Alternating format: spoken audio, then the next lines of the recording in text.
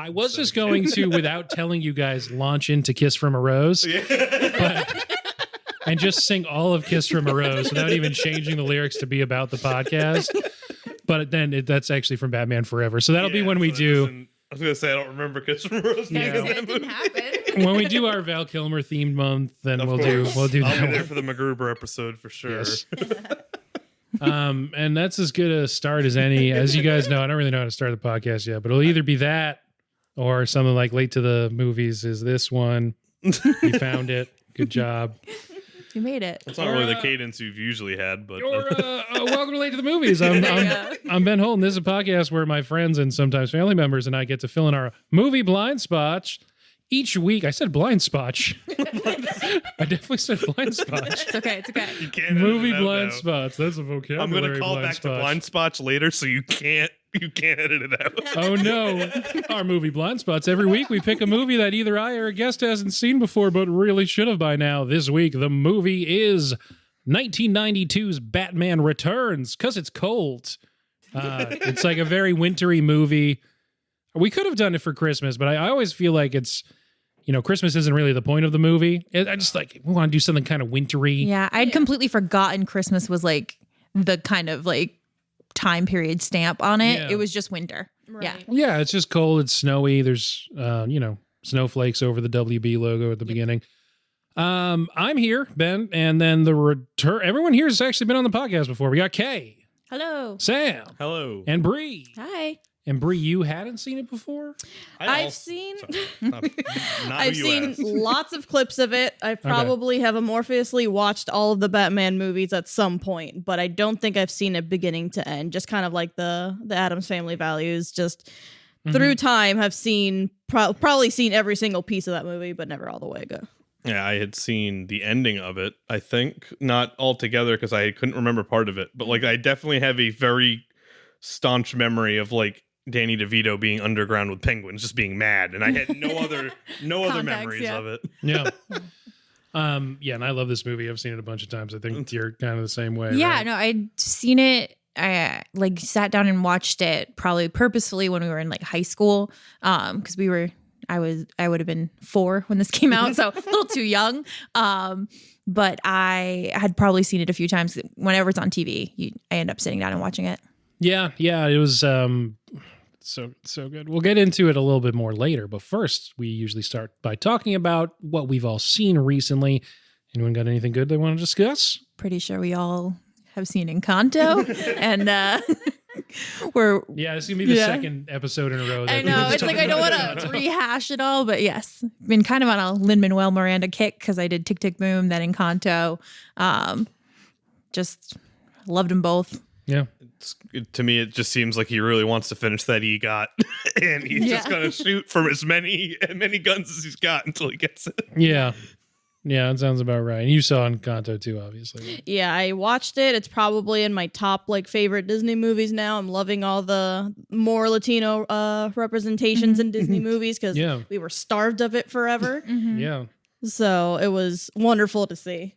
And did you see this is just something I just saw, so it's on top of mind, but there was a little boy, he's 2, and he looked just like Antonio. Yes. Oh my And goodness. it's the cutest little, there was a GMA segment that they did with him, and they gave him a free trip to Disney, and I was like, yes, good. Yeah, he was so excited to see someone that looked like him, in a cartoon. It was so endearing. Yeah. Adorable. Yeah, I don't want to. I don't know what that feels like. The last one is fair. You don't need to go through it again. I don't know what that feels like. I'm just a white man. I don't think there's been a lot of Disney movies about white people, and I'm starting to. Yeah, but yeah, I haven't watched Encanto yet. Well, I made him listen to We Don't Talk About Bruno. So that's okay. You saw Confessions of a Teenage, or not teenage, Confessions of a Shopaholic. I did finally watch that. It was Isla Fisher. Oh my god, it was great. I don't know how I missed that movie when I was younger, because it was definitely in that Disney super cutesy with a really cute romantic lead, and it all works out in the end kind of movie. Mm-hmm. That was 13 going on 30, that whole realm of time. Yeah, the Lindsay Lohan movies from back in the day. I don't know how I missed it, but I could have if I had seen that as a kid, I definitely would have probably put that in like my comfort movies, like my Mean Girls, my Easy A, my Princess House Bunny. Diaries, like Princess Diaries Yeah. for sure. But I watched it and I loved it, and I'm definitely gonna end up rewatching it at least a couple times a year. That's one of my favorites, and I always forget about it. But it was one of the ones I worked at the library all through high school, and they had like DVDs that you could rent, but no one ever knew that because it was mainly like old people forget about that in libraries. They'd be like, "We don't have these," and I'd be like, "Oh, okay." So I would just rent DVDs all the time, and I pretty much, I'd say like once a month would take Confessions of a Shopaholic out. Oh, great pick. Yeah. Baby Hugh Dancy, just oh man. Hannibal jokes just flying through the air as that gets watched. I was working at the time, like no one hearing this can see this, but basically like my back is to the screen, but I'm just making like this is my design jokes as I hear Hugh Dancy just bouncing around in that movie. Yeah, I haven't seen that either. Also, we've been trudging through The Witcher, which I know you talked about on a previous episode. There's 8 episodes. Yeah, of trudging? we've watched like 3. Trudging. Yeah, that's like we're gonna sit down and pay attention kind of show, and we don't really have the time right now. Okay, So- yeah, they're long episodes. Yeah, exactly. when we're like, all right, we got food, we're gonna go eat, we're gonna watch something. It's usually like I've been rewatching. She's been watching for the first time Atlanta because we have that. Oh, that's a good one. The new season coming out, and Yeah. we've been You got into Teddy Perkins yet? not yet. Okay. Yeah, we just got finished with the public access interview episode. Oh, that's season an one. awesome That's a episode. really good Oh, one. yeah. Price in the can, no. That episode's amazing. All right, we should talk about Sorry, We the should, actual we should. movie. We should talk about the Batman. There's a lot to get into here. 1992, Tim Burton, technically not his most successful period if you're just going by money, because that's his most successul movie, Alice in Wonderland, I Yeah. think. But he is hot as hell. His first 5 movies are just incredible. We can do all of them. Let's see. He does Pee-wee's Big Adventure, Yep. then Beetlejuice, first Batman, Edward Scissorhands, Batman Returns. So this is 5, and then he kind of moves into a different territory. Yeah, he straps a rocket to Johnny Depp and Yes. makes his money. They do Ed Wood next, and that's the vice of there. I mean, I like Ed Wood, but obviously it's not, the same. 93, he's producing Nightmare Before Christmas, and that has a huge cultural impact, probably of anything that he's been involved in, maybe. Hilariously, with that he didn't direct either. Like, Nope. Big Nope. Man. Or I don't That's even know why- if that's that's why I looked it Mandela up. effect, but like, yeah, like I think everyone It thinks says he directed that. Tim Burton's Nightmare Nightmare Before Before Christmas, Christmas. and it's the aesthetic, and Danny Elfman's the singing voice in it. So Yep. you just assume, but yeah. So Tim Burton really hot at this point makes this movie. So we can put a minute on the clock. One of you guys, since you're newer, who wants to do the plot of Batman Returns? All right. When's the clock? Ready? Yep. Go. All right, so there's a family of rich people called the Cobblepots, and they have a son that's not to their liking. They throw him in the icy water for no reason. He gets raised by penguins, as you do, and he becomes kind of like an underground monster recluse. And turns out also the mayor of Gotham is being kind of like strong-armed by Christopher Walken, and he's a bad guy. Yep. And Michelle Pfeiffer's got a bad time having being the secretary for him. And Christopher Walken tries to kill Pfeiffer. Pfeiffer becomes Catwoman because the cat's resurrector. And then the Batman's there and he's moody. And then he tries to get it like, it's like, oh, him and Pfeiffer, maybe? And it's like, no, Pfeiffer tries to kill Walken. 20 seconds. Walken tries to kill Pfeiffer. The Penguin's there trying to become the mayor, and then he's just trying to kill all the firstborn children of Gotham. Yep. And then somehow all of them die besides Batman and Catwoman, maybe? And that's Batman Returns. Nice. 55 seconds. Good job. Nice. So let's get into it. I think Michael Keaton doesn't have a line until about 35 minutes into the movie. Legitimately, I marked it 35. Hey, wow. Yeah. Nice. He doesn't show up until about 13 minutes in. Mm-hmm. He's in the Batman costume at 15 minutes for like a little bit. Then he's not in the Batman costume again until 55 minutes in. So he's very briefly Batman in the first hour. I don't know if this is the first thing we want to talk about, but the pacing in this movie is all over the place. Yeah, it's great. So famously, Michael Keaton hates the Batman costume, even though he's putting it on again in 2 different things this year, 2022. Yeah, I was telling Ben, I Googled, like, what is this costume made out of, basically, because I was just like, this is not, just why would this rubber. be the choice? And that's literally what it is. Yeah. But all that came up was that he's wearing the exact same costume in The Flash, and it's the same one, like from the Batman Returns. Well, you see that scene where like he has like 50 of them, so they had so many. They just kind of had it. But like he mentions that he still fits in it, and I think the quote that they kept quoting him on was that he's still as svelte as ever. Like his direct quote. I was Good for Keaton. Good for you, Keaton. Yeah. You forget that Keaton was a 70. comedy guy Yeah. originally. But he's, So he hates the Batman costume. Tim Burton maybe has superheroitis and doesn't want to make another superhero movie. Yep. And so Batman's in like 2 scenes in the first hour of this movie. And it's really a lot of Cobblepot and a lot of Selena Kyle. Yeah. It's good stuff. Wasn't a lot of Batman in a Batman movie, which No. Nope. yep. When he does show up, he can't move his neck, so he kind of just stands there. Yeah. Yeah. And we watched the first one last night just to kind of get a quick refresher. The Jack And, like, one. Yeah, they put a lot of emphasis on Joker in the first one. Like it's really Jack Nicholson as the Joker driving that movie.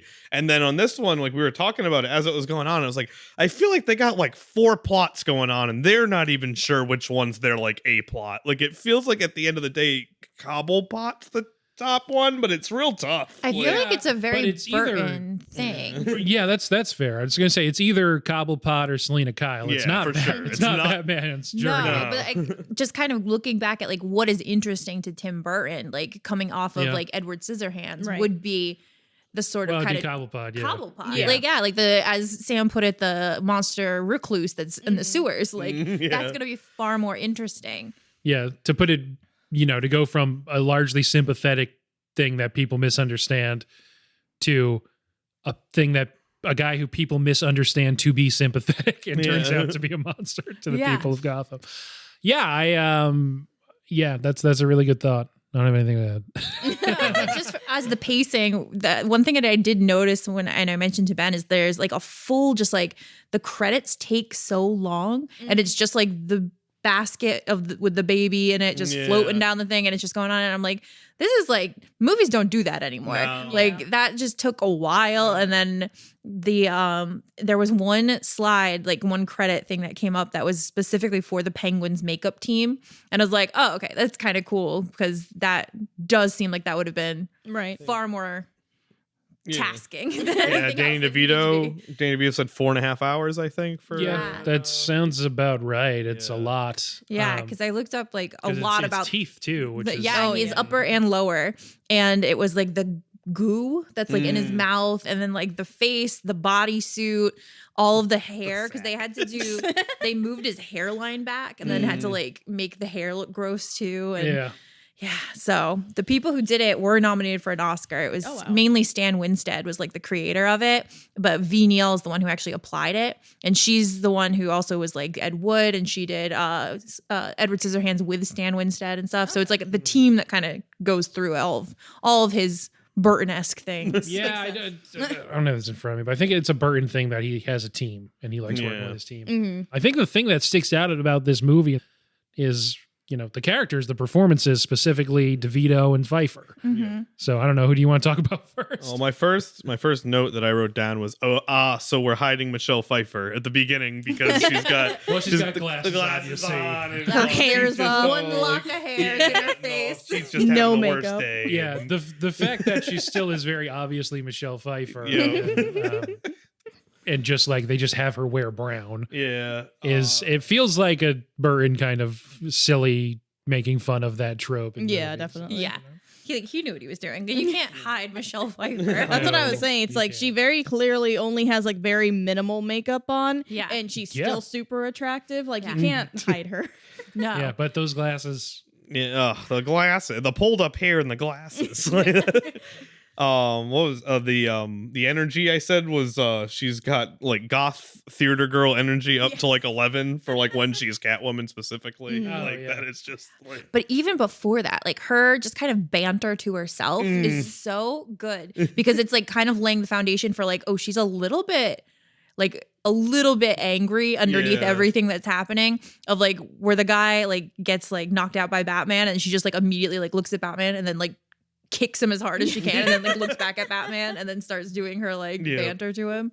Yeah, I see people on Twitter all the time posting the part where she, honey, I'm home. Oh, right, I'm not married. That was a good I line. love that. Yeah, it's just perfect. Her whole apartment being like pink and she has dollhouses and Mm-hmm. cat shirts and Mm. a big neon sign that says hello there for no reason. Yeah. Other than setting up the switch The scene, later. yeah. Yeah. So funny. Yeah, I mean, Pfeiffer's incredible in this movie. There's, very few people who could have done that, or serious actresses, quote unquote, that would have wanted to go where she goes with it. Yeah. Yeah. But I mean, it's just incredible. I have mentioned before, I say iconic too much, and I need to like put $1 in a jar every time I do. But it's really an iconic performance. It is, because I think there's been a lot of other Catwoman since. There's not been a Penguin since Danny DeVito. So I feel like Danny DeVito is like the quintessential like Penguin. And just so we're not in trouble, in the main theatrically released live action movies. Yeah. Yeah. It's because like in Gotham, there's a Cobblepot and like there's other ones. But I forget about Gotham all the time. I know, yeah. I need to watch that show. But So did Warner Brothers. It's true. I think they canceled. I don't know. But for I think like, it did get canceled. I don't yeah. have a bone to pick with Gotham. I think they tried something cool. I don't know. But for like Catwoman and Selena Kyle, there's been a bunch of other versions of it, but Yes. I feel like she is the one that I kind of think of first when I think of like, Halle Berry. I mean, I do too, but I think I don't know. I feel like I don't know. I feel like Michelle Pfeiffer's Catwoman was. It's probably because it was the first one I'd seen. Yeah, that makes sense. And it stuck with me like that, but it also feels like the most not even fully realized, because other ones went more into her backstory. Like Halle Berry's is just about Catwoman. I don't know. It just felt kind of more true to the comic in a lot of ways. Yeah. Yeah, I mean, what Pfeiffer's doing, no one else has really matched. I mean, Halle Berry at the absolute like peak of her popularity, probably. Not that she's not still a huge deal, but that's what 2004 I think is the Catwoman movie, and that is not fondly remembered. I would say, but do go through the process of her dying and being resurrected by cats. I think, so at least that's a point in its favor. So that's 2004, 2012, Dark Knight Rises, Anne Hathaway. She steals stuff, and one time she wears glasses on her head. Kind of looks like cat ears, so she's Catwoman. Yeah. And March 4th, I think, until Omicron changes that, The Batman, the upcoming Robert Pattinson. Oh, I should have been. Pattinson. It's Zoe Kravitz, right? That's Zoe yeah. Kravitz is going to be Catwoman. And it seems like that's more along the lines of what Pfeiffer's doing. that's gonna be electric. I'm like She actually really refers to excited. herself as a cat in the most recent trailer. So they're at least... I have some hopes for that being sillier than it's sort of presenting itself. It's definitely looking like it's going more into not camp, but a little sillier direction than the Nolan films did. So Which we'll I see. appreciate. I hope so. I mean, what I hope it does. Yeah. so it's directed by Matt Reeves, who did a way better job with the most recent Planet of the Apes films than anyone needed him to. Those movies are like actually good, and they really shouldn't be. So I have high hopes for that. I really like Robert Pattinson too. But yeah, specifically about Catwoman, there's been a few different versions even since this. Obviously, I think Julie Newmar and Eartha Kitt and other people have played more historical Catwoman, but just since the kind of modern movies, this will be the fourth one with Zoe Kravitz. I think there's that one of my favorite like satirical articles that's like my favorite whichever or the best whichever is the one I grew up with specifically. So like the best Pokemon is the one that like I grew up playing or whichever, the one that came out with like when I grew up. So I feel like that could be said about like Batman's and Catwoman's for sure. and It's stuff. the one you have the most kind of nostalgia Exactly. for sure. Yeah, that's tough. Just like buying a ticket in 2004, being like, well, I'm a freshman in high school. This is going to be my Catwoman. Oh gosh, freshman in high school 2004. Yeah. The only other thing that I can think of with Catwoman is this is not a movie, so sorry for the movie podcast, but the the Arkham Knight series or the Arkham series of video games, their Selena Kyle and Catwoman is like extremely Yes. sexualized. Oh, yeah. Like Yeah. basically every line out of her mouth is an innuendo, which is like another direction to go. I was kind of glad this was more like almost like an anger based. Like you can Mhm. still get the sexual Yeah. tension without everything being her wanting to bang the Batman. Yeah. But- Yeah. It's more of a playful thing than quite as explicit as yeah. the Arkham games go. Though it's not like it's not horribly overbearing in the Arkham No, games it's either, not. No. but I know what you mean. But the body physics for Catwoman in that game are just ridiculous. Like her butt moves in completely a different way than the rest of her body. That's Like true. she Yeah. moves very unnaturally for the sake of being sexy. It's a tough character to nail down. Yeah, true. Yeah, Arkham City, you can like make her crawl around, and you're just like, well, Batman just can walk in this part of the game. I don't know why she has to be crawling. She's so extra in those games. It's Good great, God. but it's very extra. Yeah, good games. Should we talk about the cat resurrection? I feel like it's just sitting Yeah, there. let's do it. So yeah, she gets murdered by Max Schreck. So Christopher Walken's in this movie. Yep. Oh my God, his hair. And you're like, oh, it must be what the hair looks like in the. No, it's an original character. They decided Yeah. to make his hair look like that. Max Schreck is the name of the actor who played Nosferatu. Happy 100-year anniversary to Nosferatu. It came out 100 years ago Oh, in wow. 1922. So he pushes her out a window after like a little bit of Walken, shtick. Yeah.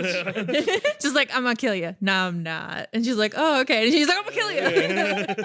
And so the cat resurrection scene, you imagine that Warner's was like, yeah, and Tim Burton's like, I'm not making this movie if you don't let me. Yep. Dude, like, we're gonna have a close-up on a bloody hand that a cat's biting into. Yeah.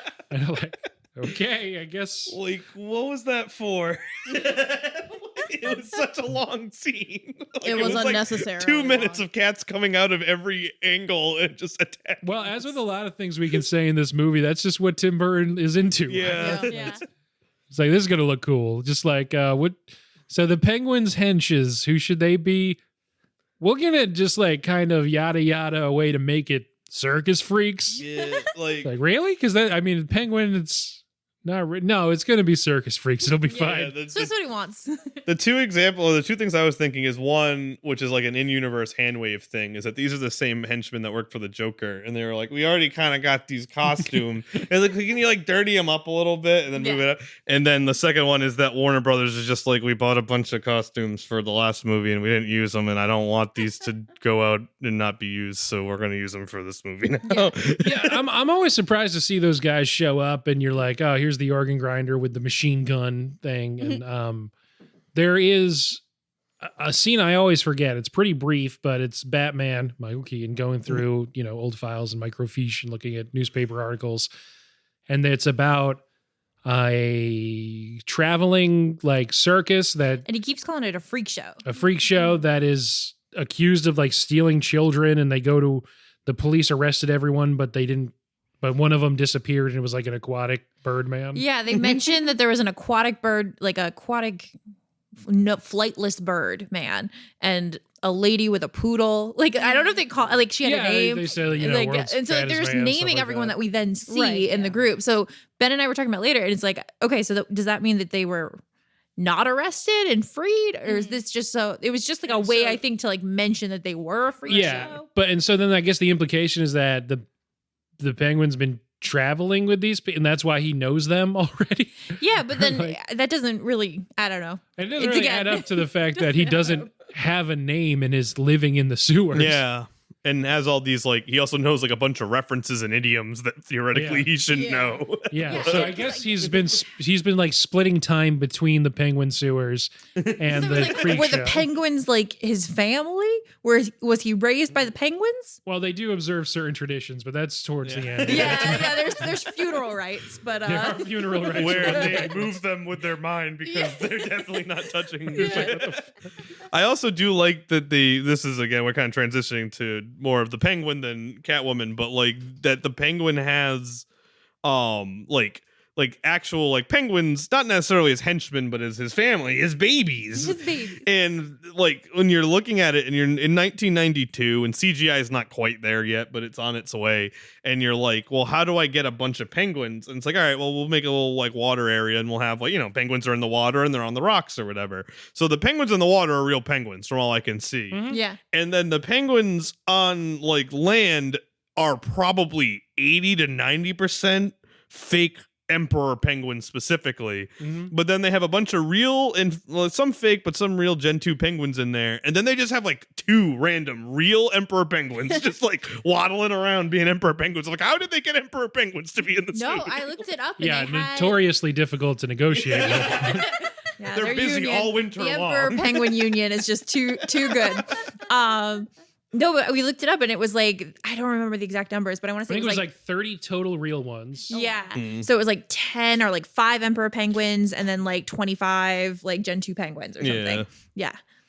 Yeah, it was it's funny, even in the scenes where they're mixed up, you can tell that I just like the choice to make the fake ones look so fake. There's Yeah. just like it's just like someone in a penguin suit just like Yeah. crouching. And I'm like, all right. It's like very obviously a stuffed penguin that they can just move the head.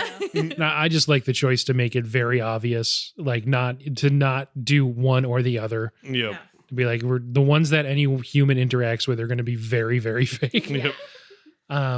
Yeah, I like the penguins. Yeah. I don't like the penguin though. No. That guy's bad. Had forgotten how disgusting he Oh, is. yeah.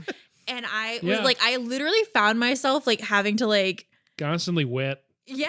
Like, Weirdly I was just, sexual. Like, I had to like, oh, like the part where he's like putting that button on the lady and he's like, let me just get, and he's like talking about how like as a mayor you can grope people. And I was like, oh my God. I didn't like, no one needed it to be like that. No.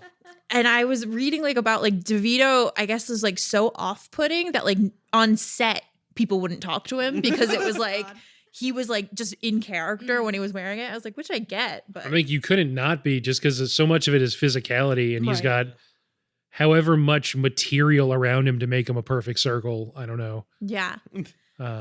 Yeah, but yeah, he's constantly like seemingly in like stained underwear for some reason. The weird long johns. Yeah, the weird long johns. The weird sack they put him in. But yeah, just in the general, bizarre So sack. frumpy. There's a lot of things that just don't make Totes sense, from. but I also understand that this is like comic book logic and they're kind of just hand waving. Like, one, why did the sewers lead to the zoo? Yep. And how did the penguins have access to the sewers? Yeah. 2, So I think why? that bridge is in the zoo. Okay. I think So the they bridge went is to like in the Central Park zoo. Zoo and like threw Yeah. him into the zoo sewer. Okay. The zooer. The sewer. No, but why should that stream be connected to the sewer and to the penguin habitat? Probably not. Probably not, but it's Gotham. Also, so. why is the penguin habitat so far below ground? I don't know. So yeah, lots of questions, but it's okay. Yeah. Um, Geographically, that whole set is a mystery. yeah. I did like that they, as Ben was pointing out, the whole zoo was definitely a miniature that he just kind of like got his money's Yeah. worth of like doing the like flying in and like zooming around and Right, stuff. right at the Very end, Beetlejuice. the last like penguin Batman standoff is in front of, I guess, the set for the front like facade with the polar bear on top of it for Arctic World or whatever it says. But most of it's just miniatures, right? Yeah. Because it just looks like Beetlejuice World. Yeah. It's yeah. There I was don't some know, of that some in the part original Batman too. Oh, for sure. Like all the Batmobiles. Mhm. The But- Batmobiles. Yeah. Okay. Good Batmobile. Best Batmobile in this one. I do. I think Forever adds like a really big central fin in the back. Yeah, so there's that like the Batmobile toy that I had as like a kid, which was definitely forever Batman and Robin era. Definitely had like a huge fin, like it was much more. I don't want to say sleek, but it was like a very like long, like thin almost thing with a fin on the end. I think my favorite might still be the Dark Knight one. Yeah. I kind of hate to say Yeah. it. It's Kristen just so Bale's friggin' one is cool. very, very like, good. Well, that one I feel like had the most, like it made the most sense. Yeah. Yeah, They it didn't seemed use, practical. yeah, they didn't just use kind of like superhero logic of like, well, it'll fly and shoot things and Yeah. jump around, and you're like, nope. that couldn't happen. Yeah, This one I'm like, it might happen. One of the things that like I love superhero movies, and one of the things I like about this movie that I noticed, it's like anything that I had seen about it was mainly like years ago. And I'm like, oh, this is just an like one back when like superhero movies were kind of like campy and silly, and it's like it's a lot darker than I remember. And I think it was mainly goofy because just superhero movies now are such big like theatrical CGI like wonders, and they're super serious. Like they're not goofy looking, whereas like this movie, like the Tim Burton ones, are goofier looking because the technology wasn't there. But I do still miss like the campiness of superhero movies. Like that's kind of what I'm excited for the Batman with Robert Pattinson. It seems like it might be a little more campy. But like the Tim Burton one still like made me laugh, like because it was just it definitely didn't have the intent for like a lot of the scenes that I laughed in, but because they were so like the technology just wasn't there to make them more serious. Like there are some scenes that just looked goofy by today's standards. Oh yeah. And I think like and sometimes he Burton's definitely got no problem leaning into. I was gonna say he definitely either. leans into it sometimes because like he knows this is a ridiculous thing, Right. and like he also can see like this is probably gonna be hilarious if I do this. Yeah, and it's weird. We didn't do this on purpose, but you guys have done, maybe the two standout early '90s kind of gothy, kind of campy mainstream movies. Yeah. Bree was mentioning at the beginning of the movie that it's like both movies start with like this weird ritzy like monochrome family Oh my having God, a it kid and having the does. immediate opposite reaction to what to do with the kid. They do have the opposite. Adam's family's like, oh my God, this kid that should be treasured. And the Cobblepot's like, and he goes in the sewer. In the sewer, sorry. First reaction to the beginning, it's like this is literally Adam's Family Values, but the opposite direction. Yeah. Like, what if they did So- literally the opposite thing? Oh, yeah, that's very true. So funny. Very true. Oh, just aside, Ben pointed this out and I hadn't noticed this, but they do mention that like it's 33 years later this happening. Yeah. So Yeah, that so he's means only at 33. most he's 34. Yeah. At most, depending Which on is how long bad they news kept for him. some of us. Yeah. That's what, Yeah. as I was saying, that's just what we must look like to Gen Z. I was I gonna think. say. Ugh. Yeah. It's ridiculous. I did also want to bring up like Fucked up is what it is. Yeah, it is. It's weird. Speaking of Danny DeVito and age, like it's weird that like Danny DeVito, I kind of was like looking into it, has had like 3 kind of distinct eras with like almost like a break in between. Yeah. Because like he starts with like he gets Cuckoo's Nest and like Taxi back to back, which is like real weird. Like late, Yeah. like I've talked about it before with like friends and stuff. Taxi, like a TV show that started in 1977, just a sitcom, my mom's favorite sitcom growing up, and it starts I've watched it's on Hulu, or at least it was. Its very first episode has a Danny DeVito height reveal gag. Like that is how old that show is. Right. Like Danny DeVito's basically like in a booth. And like it's a high up booth, and he's talking down to the person. He's like, "Oh wait, I gotta get out of here." And he like walks down steps, and it's like reveals that Danny DeVito's 4'10", and everyone's like, "Oh, I get," like just like ridiculous that this very loud, angry man is so short. But yeah, so he has got that, and then he kind of gets like the cool second era where he's like a character actor in big, like he's with movies with Arnold Schwarzenegger, he's in movies with Jack Nicholson, he's in movies, like, and they're serious movies, and they're summer blockbusters or like popcorn movies, and they're dramas. Like he's all over the place, and he's doing what he's got to do. And then it's like, and this is like right at the end of that. Like I was looking up, like he's got Matilda in 2 years after this. Or 3 years. He's got Hoffa the same year. And he directs Matilda. Yep. And so he's like right at the end of that. And then I feel like in the 2000s, he just kind of leans on it. He's like probably like looking in a mirror going, "Hey, I'm 60, whatever." And then he just hits Always Sunny for 15 years. And it's then he just just like has fun with nuts that like that has been his like Good for him. he almost just feels like different people to me. Like looking at him in a movie, and like I know he's in makeup and stuff for this one, so it's tough. Like you're watching stuff like Get Shorty, Throw Mama from the Train. Like it feels like a different actor than the guy who's just been like chewing scenery on 15 seasons of Always Sunny, blasting and doing or whatever he's been doing. He is just like such a good character actor. Oh, Of yeah. just he really kind of. Yeah. I think that's probably why it feels like he's such different people depending on like what movie you're watching, what era you're watching him in, and it very much lends itself to doing something this kind of camp and over the top and big. Yeah, so this is from a very cursory look, but it seems to be credited in at least 2 movies every year between 1996 and 2012. Dang. Yeah, I've Any- heard. So many of those years up to like 4 or 5 movies. What are like the top movies? And it was like let's say 95 to 05 run, because that was like one of the Okay, ones that I was well, like, it's a you bit know, of a lull For in his him, Matilda, I mean, career. culturally, maybe Space Jam. Yeah. Oh, true. Oh gosh. He's uncredited in Men in Black if we're just going by like the He's biggest just one of the movies. aliens, right? Like here's the wall of Yeah. celebrities that Yeah. are really. But yeah, like the biggest him thing, he's in and produces Man on the Moon. Oh, true. Yeah, he's a big part of that movie. He's in and directs Death to Smoochie. Yep. Himself as Mini-Me in a Goldmember. Oh, a great reveal. Hey, asshole. I forgot about that. Yeah.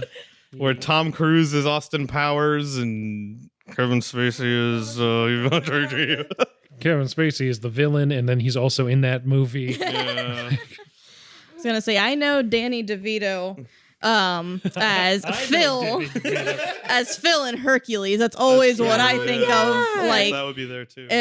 because everyone has different like things when they think of Danny DeVito. I always think of him as Phil, so I think of him as a voice actor predominantly in my head. So maybe he he's does a lot of voice roles. Yeah. maybe he's got 4 eras, and his fourth or his third He era. did a lot of animated His movies. third era probably starts with Matilda, where he's like, "I'm just going to do animated movies and direct stuff and call it, and just kind of cruise." Matilda's like the quintessential one for me. It's just like that whole like I'm big, you're small. Like I'm smart, you're dumb.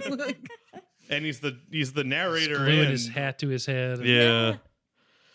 Miss Honey, the Chokey. I was gonna. I mean, it's a good transition to get us back. All right, Batman. so Batman this is a opens his dual little episode about Matilda now. No, Batman opens his like I'm going downstairs thing, and he's Yeah. and it's the Iron Maiden, Yeah. and he's like there's like a joke to Alfred where it's like, hey, you come in, and he's like, I'll take the stairs or whatever.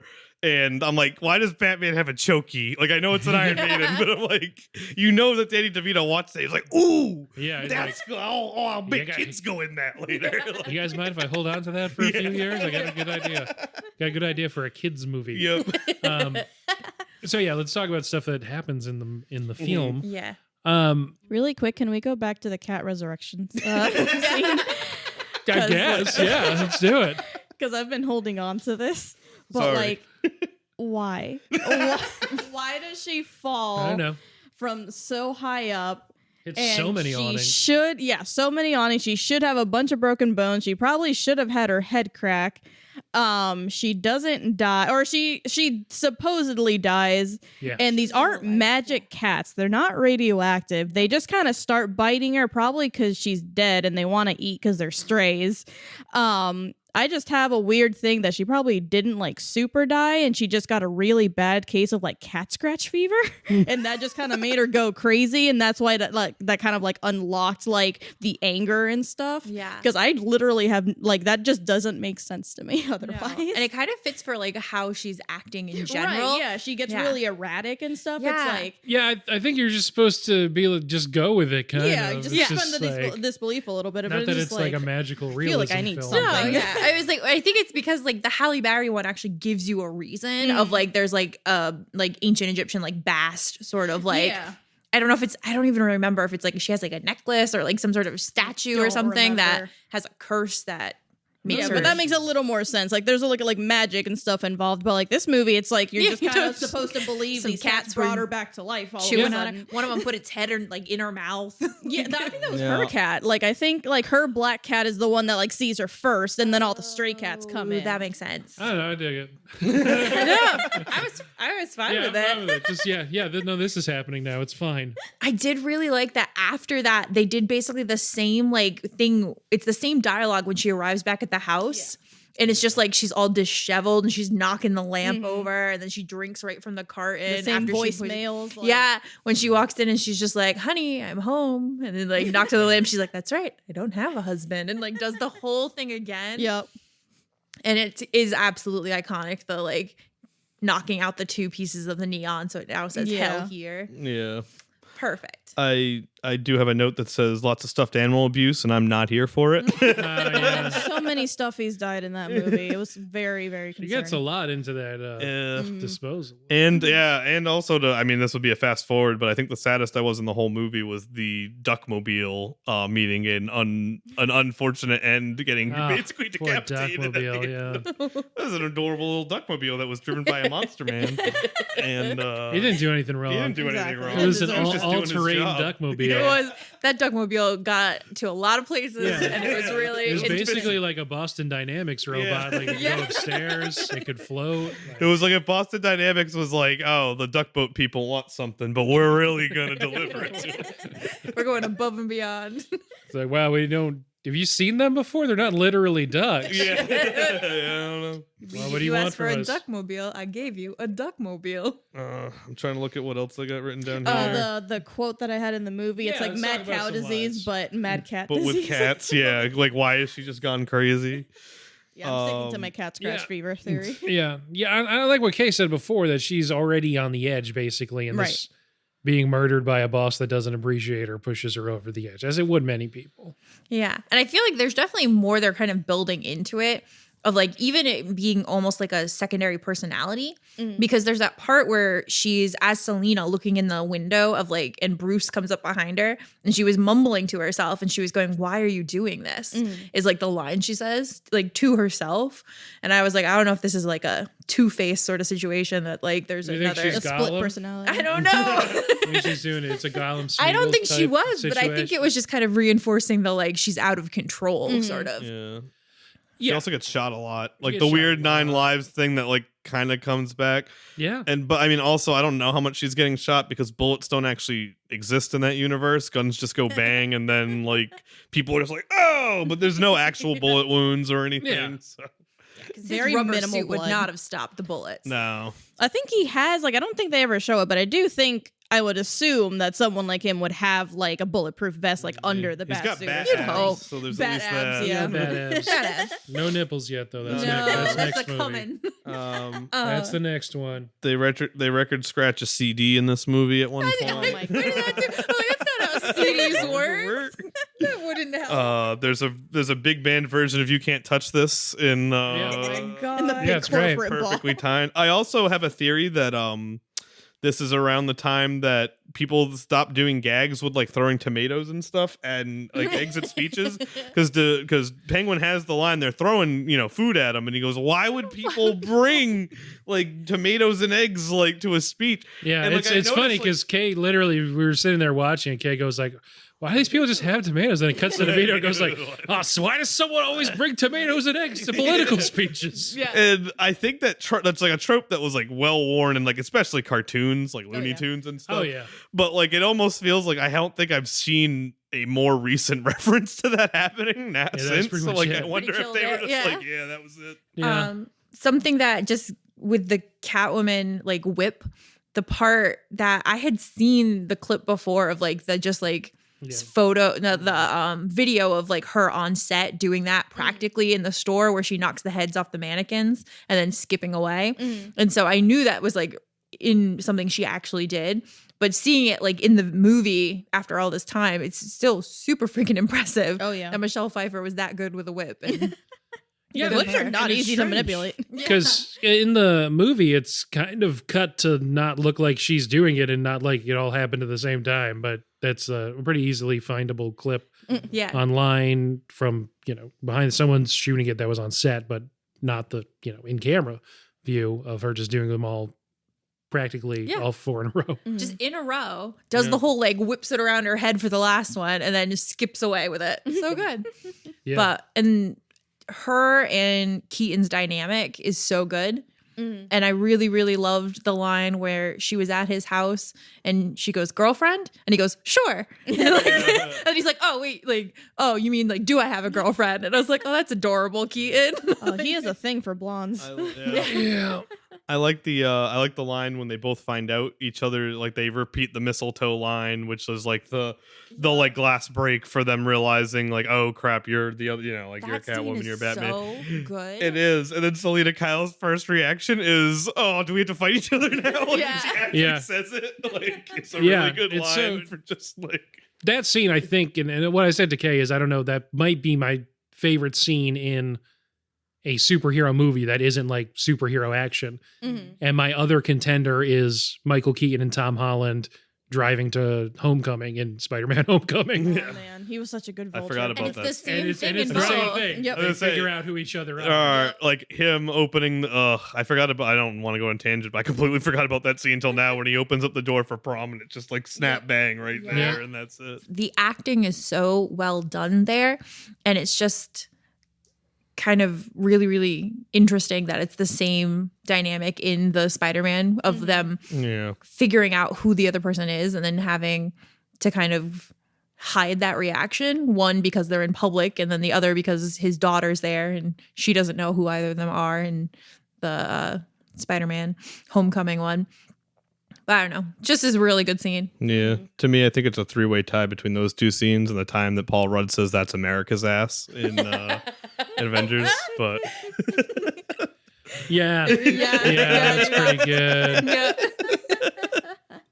And then, I mean, it doesn't qualify because it comes at the end of a fight, but the punchline to the Cap versus Cap fight where he says, Yeah. that is America's ass." yeah.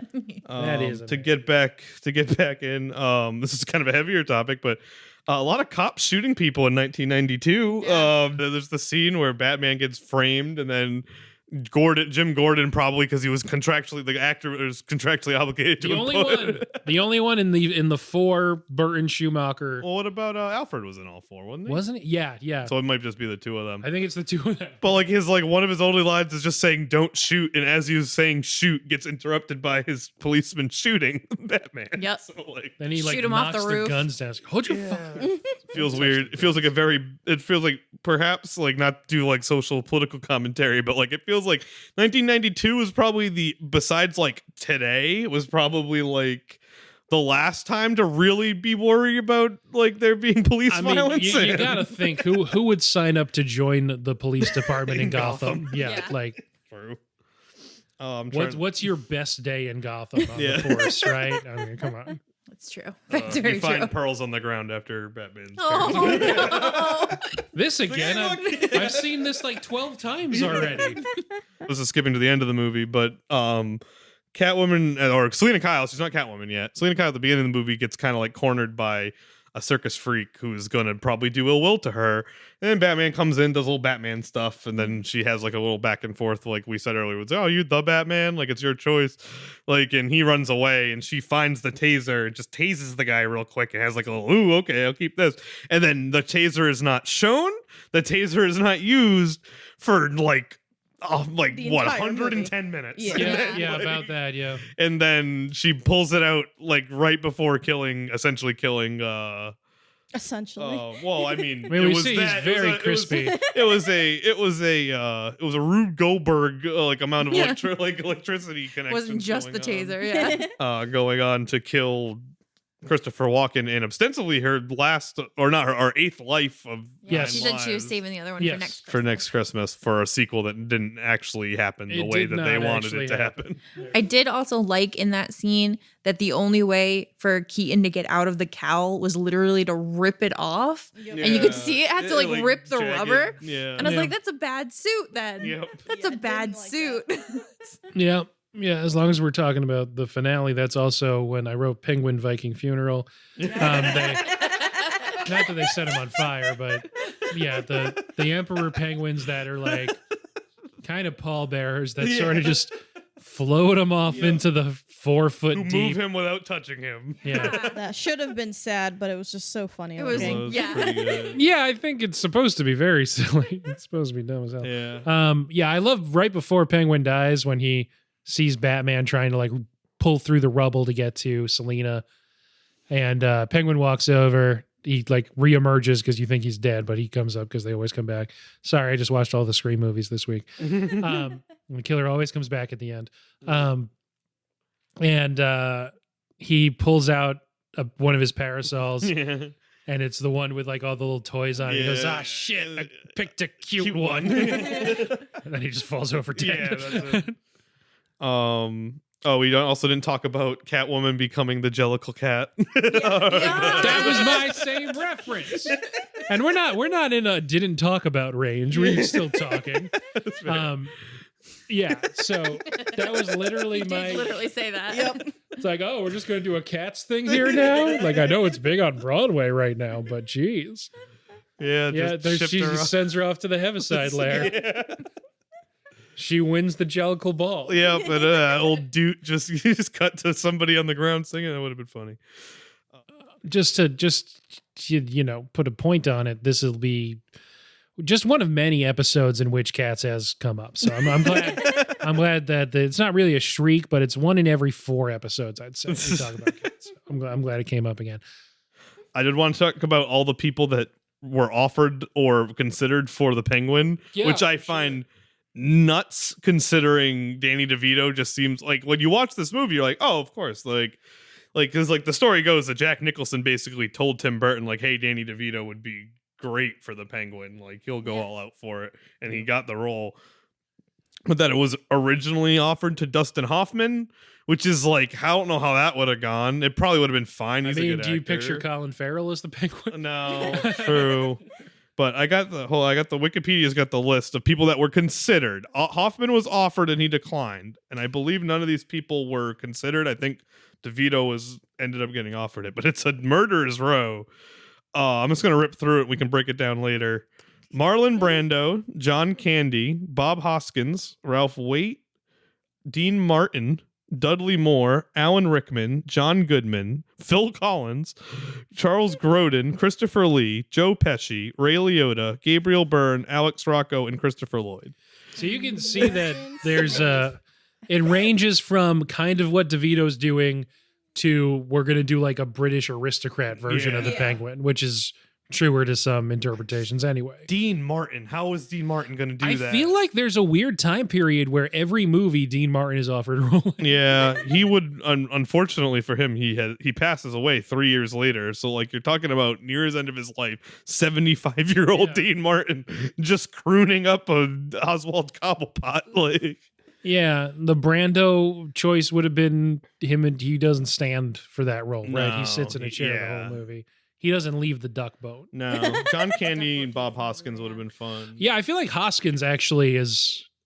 He could have done the same thing. Yeah, I don't think you beat DeVito in this role, but I think Hoskins does a good job. Candy brings him less sinister energy. Yep. Or maybe this is Candy's chance to stretch a little bit, and we don't know, you know. We all know what Alan Rickman would have done, and you guys had a Die Hard episode, so we don't have to go into... I love Alan Rickman, but we don't have to go into Alan Rickman killing everything he does.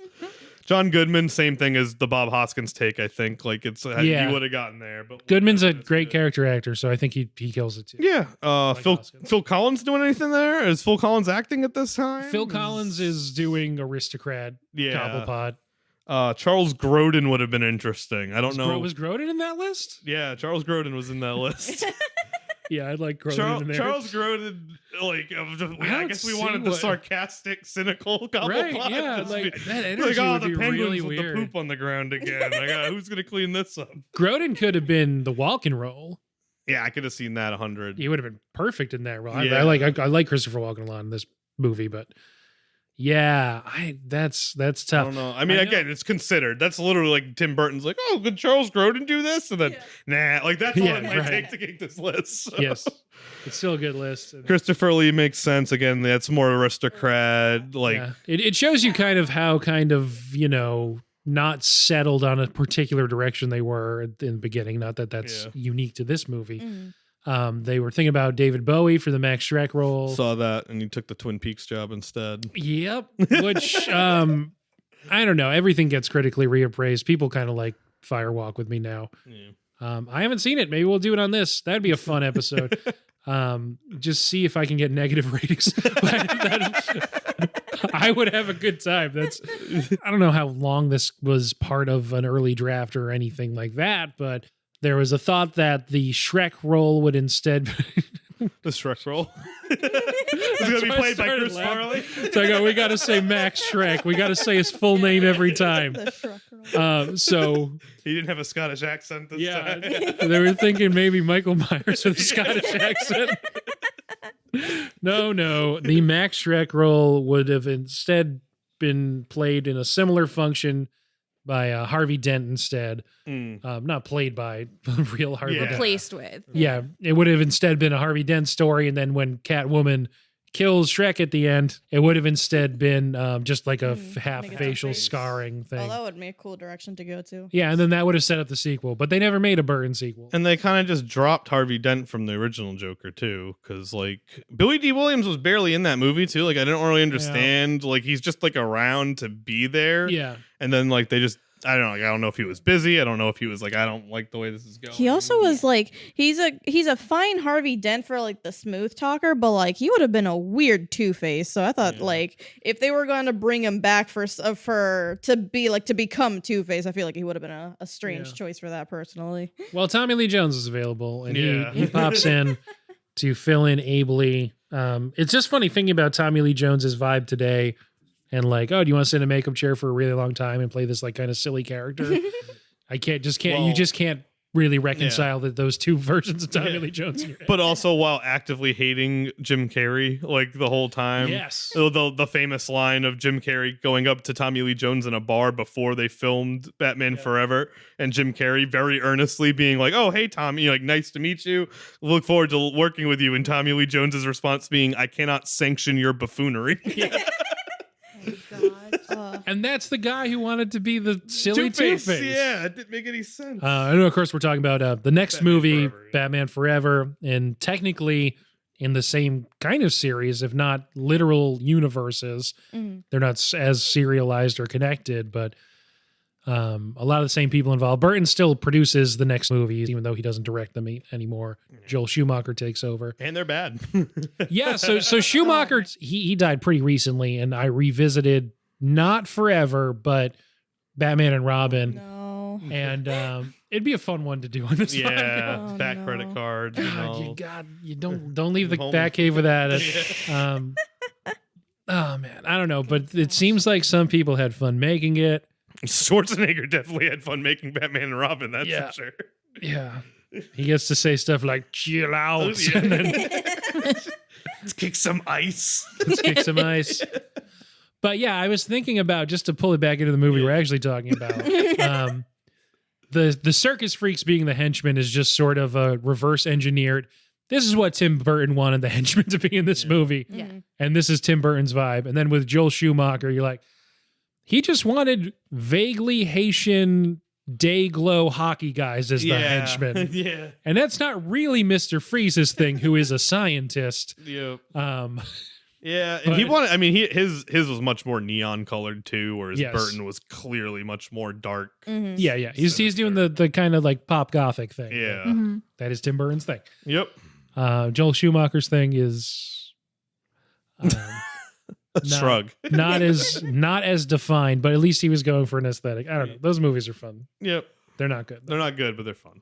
Before we get into the more like big picture stuff there at the very end, that's not Michelle Pfeiffer's head. They, in post production, the Warner Brothers was like, "Hey, can you put a big, a picture something at the end so we know Catwoman's not dead?" Because they were like, "Because we want to make, a spinoff," and they weren't as serious about that, I guess. But it cost $250,000 to add the back of Catwoman's head at the very last moment. Wow. They were already in post production. Michelle Pfeiffer was busy, so they had a stand-in. God. And it cost $250,000. It cost $250,000 just so they could be like, "Yep, Catwoman's in this still. She's still around." Yep. Then they didn't do anything with it. Yeah. Money isn't real. Isn't that crazy? Yeah. It's just, money. Well, the original Batman officially lost money or something like that because of Hollywood accounting. So Yeah. well, Yeah, this is Hollywood. And now it's early 90s America. I'm sure they're just like, we're fine. We're going to live forever. Yeah, I don't know if there's anything else we specifically want to pull out. The Rocket Penguins, that was one of many times I'm like, "Ooh, I hope they got Rocket Penguins in the new one." Yeah. But it's all good stuff. So, bigger picture stuff. Who's your favorite Batman? Let's just start there. Oh, we actually were having this discussion yesterday while we were watching it. Well, I hope it's interesting. Oh, I still think I like Christian Bale. Mhm. Like, I love the Ben Affleck tired, close to retirement Batman, and I also just love Ben Affleck. But I think from like a cinematic standpoint, I just really love the Dark Knight series. Like, I love goofy superhero movies, but like I just really love how dark and like gritty the Dark Knight series is, and I really like Christian Bale. I love Heath Ledger as the Joker. Like, those movies are just great. The thing, There's Rachel. Yeah, I love Christian Bale too.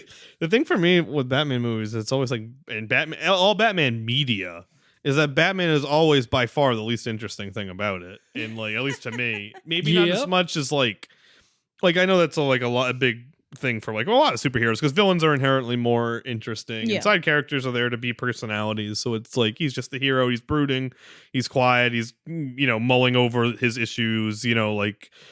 But I don't know, like, so like it really just, to me, like, it just, like, my gut tells me Christian Bale, but it's like, do I just say that because I like those movies, or is it like I actually like him as a Batman? I like him as a Bruce Wayne. Weirdly, I think he really works good. Christian Bale really works good. He's a very good Bruce Wayne.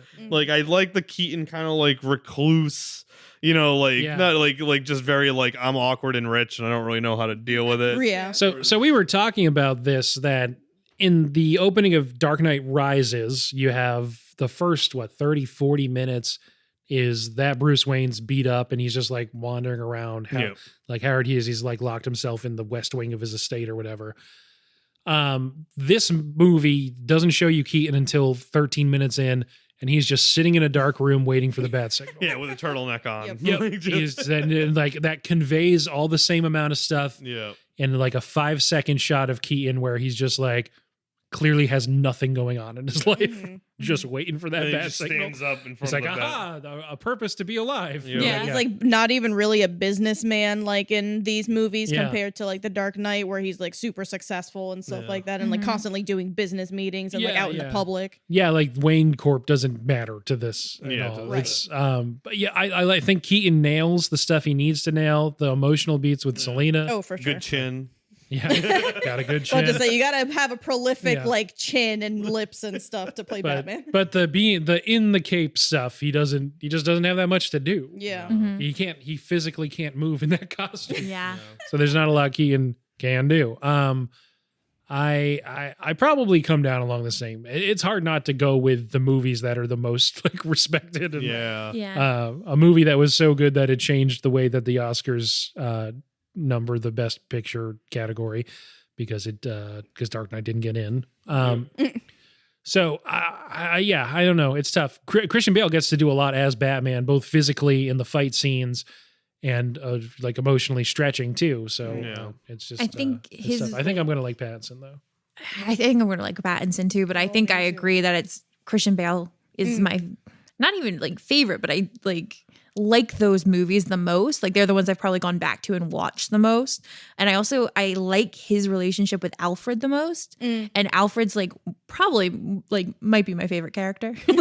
I just love him. And I also love Michael Caine. So it really, really just, I don't know. It all works out.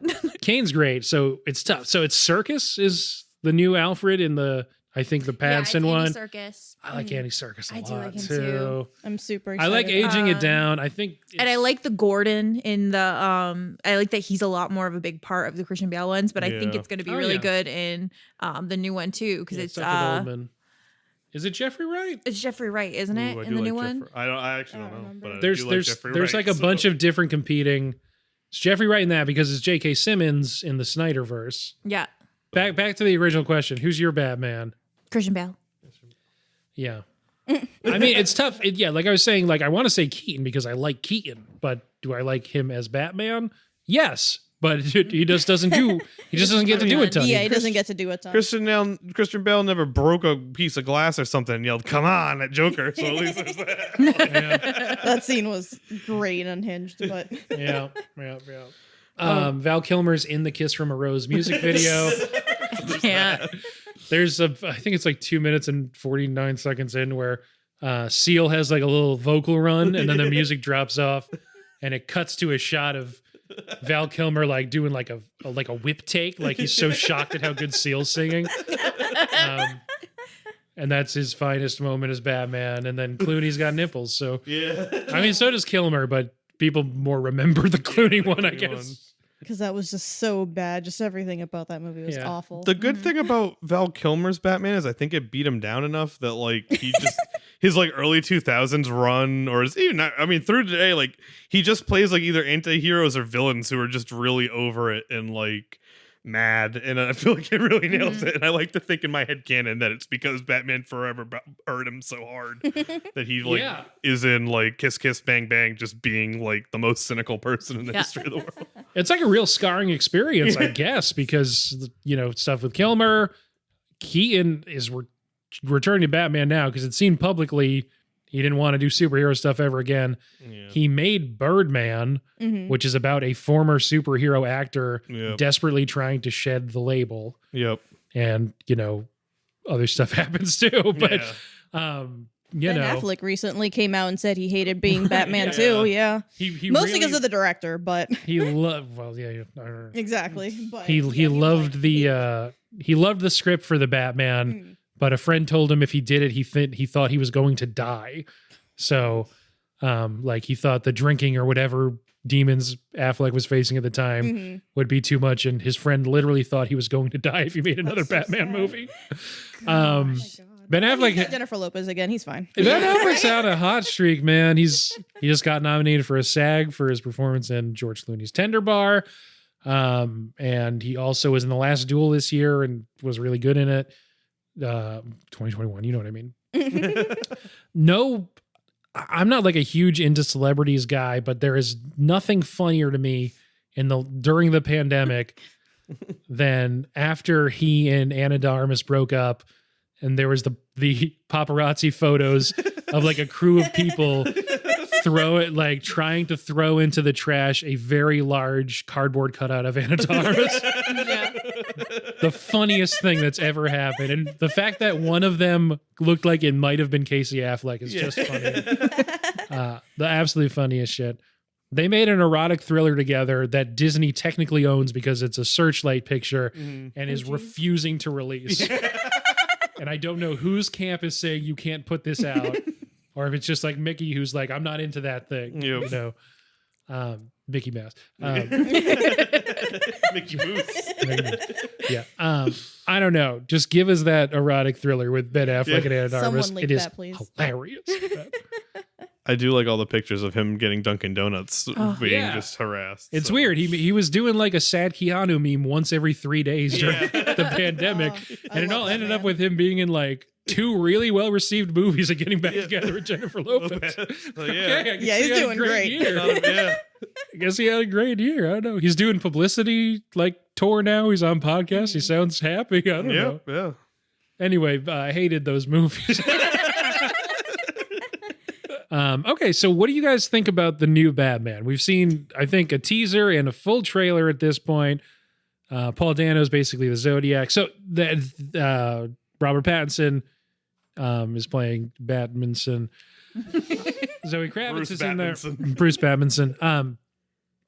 Zoe Kravitz is going to be Catwoman, and Colin Farrell is in a makeup chair, probably to this day, playing the Penguin.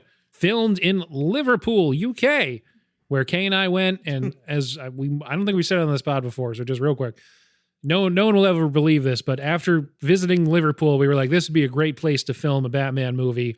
And I think within like a week or two of us coming home, they announced that that's where they were filming the new Batman I will movie. attest to that being absolutely true. Like we both had the thought of like, it was rainy, it was dark, it was very gothic and like moody. And we were like, well, this is Gotham. Like this is where they should film Gotham. Like, It's a mix of like really imposing kind of gothic architecture with also being like a functioning kind of American looking city. Because it's the UK. It's not, it's not too different.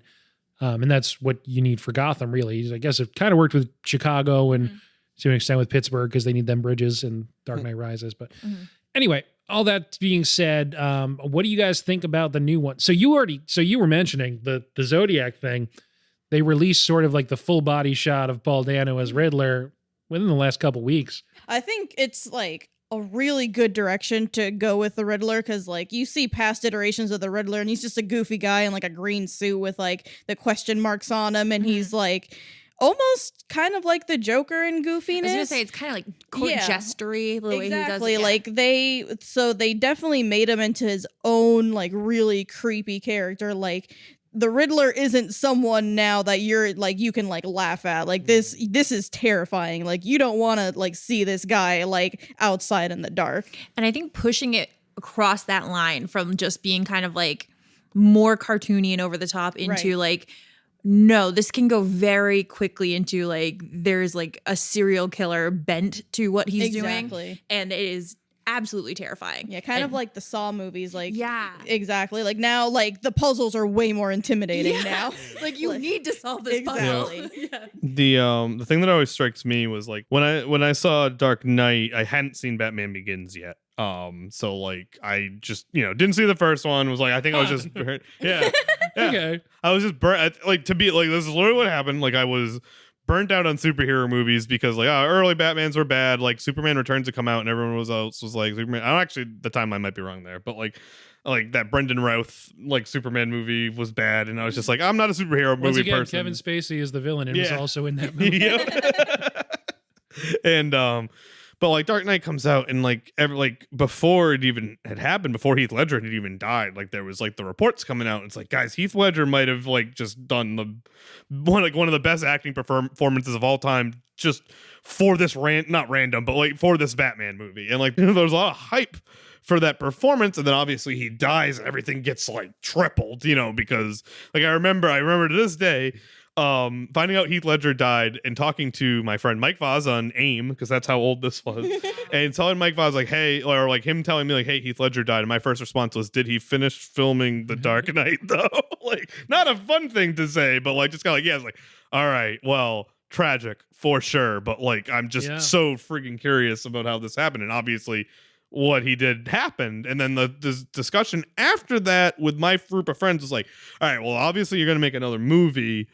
Who's the villain in the new movie? Because it can't be Heath Ledger. Heath Ledger has passed away. The thought was like, oh, maybe they'll get a new actor for Heath Ledger for the Joker. And it's like, no, they're not going to do that. Yeah. So obviously it became Bane. My first thought was at the time, like, they're going to do Riddler and they're going to do Riddler hard. Mm-hmm. So it's like I had, like, so this is just basically for me been like 10 years of like, oh, they're finally doing it. Like, the two main thoughts to me besides Bane were Riddler, because Riddler's whole thing is compulsion. Like he doesn't like his actual character in the Batman lore is like he doesn't want to necessarily like he feels compelled to give riddles. Like he wants to get away with crimes, but he wants to know he's smarter than everybody. So he's like, I'm going to let them be able to figure it out. But because of course Batman's the smartest person in the history of the world, he always figures it out.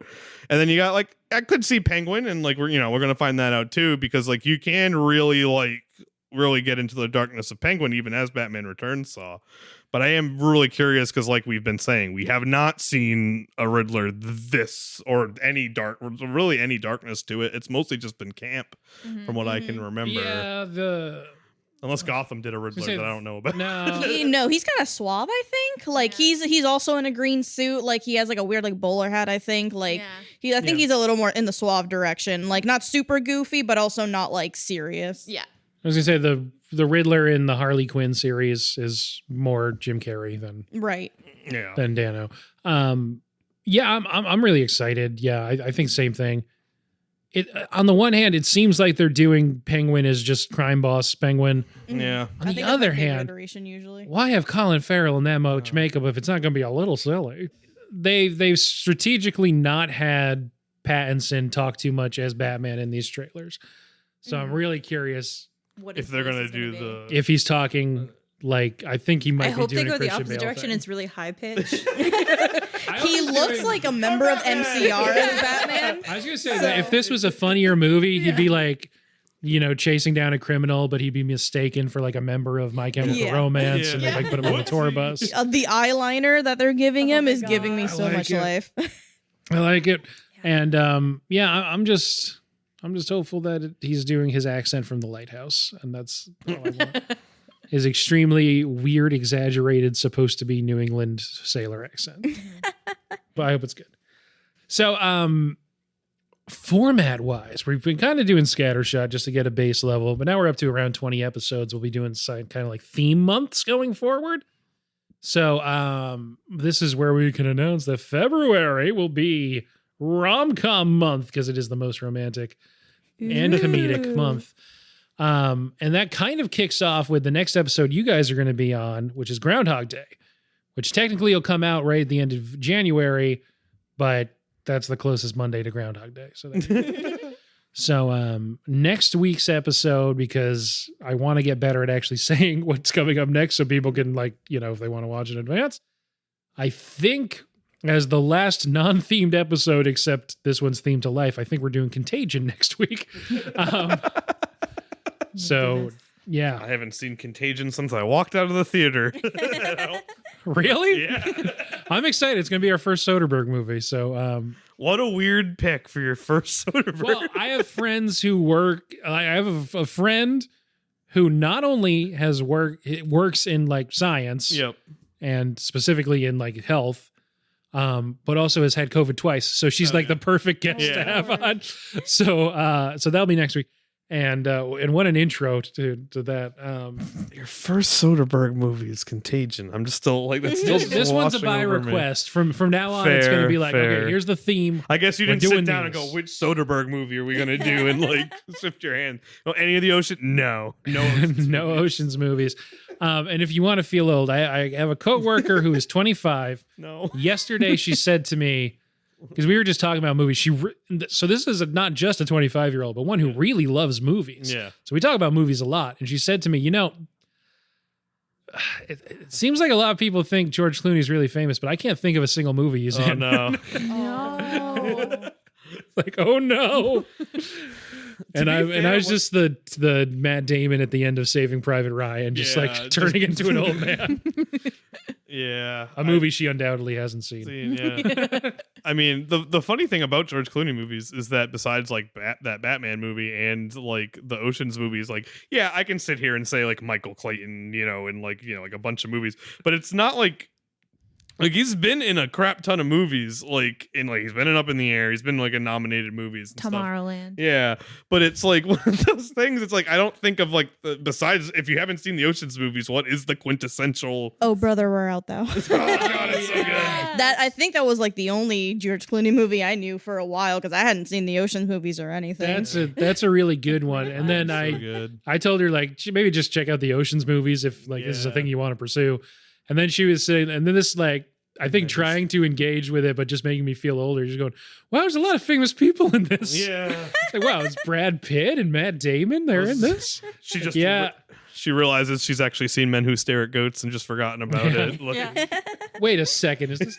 this is the guy from Men Who Stare at Goats. Yeah. And George Clooney, you know, doing a lot of more directing these days. He, the Tender Bar, as mentioned earlier, that Ben Affleck got, is now in an award-nominated performance in. So anyway, that's not exactly how I want to end. So February, Yeah. February is rom-com month. We'll be kind of kicking it off with Groundhog Day, which is kind of a romantic comedy, right? It backs itself into one, Yeah. I think. But I think I want to focus on like very kind of like formula-based sort of romantic comedies for then. And we're trying to hit the big ones. There's only 4 Mondays in February.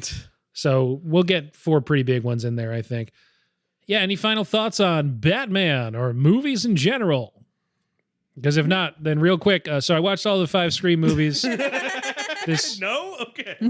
Oh, okay. Well, no one talked. If you want to No, say, you're okay. So just because, so this is basically the end of the episode, because I want to spoil anyone who doesn't want to hear about Scream stuff, including you. So I'm not going to be too spoilery. I haven't seen any of the Scream movies. People really let me down by not telling me they're all good. I don't know. You haven't seen any Scream movie before Well, I've this? seen all 5 now. Well, yeah, You've but seen- like I thought that you were like revisiting them for No, the no, newest I I've one. only haven't seen the seen it. first one. I don't like horror movies, but I did really I'd like only it. ever seen the first one. Yeah, so I grew up as a big wimp in a household that didn't watch horror movies. So Yep. like, We're related. yeah. And people are like, oh, I can't believe you haven't seen this. It's like, I don't know. Streaming's only been around since I turned like 27. What do you want from me? So I watched all 5 Screams this week, and they're all good. I feel like growing up and just being a movie nerd and just a nerd in general, I always assumed that the sequels were terrible because I feel like people say the sequels are terrible. Yeah. They're not. They're all good. So I don't know. I think the third one especially gets like just shit on. I think it has like a 2.8 on Letterboxd or something. I thought it was awesome. It has Parker Posey in like 2000 Parker Posey mode dialed up to 11 on the Parker Posey scale. And it's so funny. I don't know what people don't like about it. And it's also about like generational trauma caused by old white dudes who are movie producers. And it's produced by Harvey Weinstein. Yeah. So it's, there's a lot of meta levels. Anyway, the new movie comes out this weekend as we're recording it, a few days ago as you're hearing it, or longer. I guess you don't have to be listening the day it comes out. And first movie they made without Wes Craven because he died in 2015. Mm-hmm. And I don't know, it was really good, actually. I was kind of surprised by how good I thought it was. And part of the fun of the Scream movies is the sort of meta textual thing that it's playing on that you don't necessarily realize until the end. The one in this one is probably the sharpest it's been since the second one, maybe the first one. The kind of meta commentary. Mm-hmm. It's present in all of them, but and like I said, part of the fun's figuring it out, so I don't want to spoil what it is. But if you're curious, I can tell you off. And it's just really good, so I liked it a lot. Anyway, thanks for being on the episode. Kay, Sam, Bree, thanks guys. Thank you. Thank you. See you next time.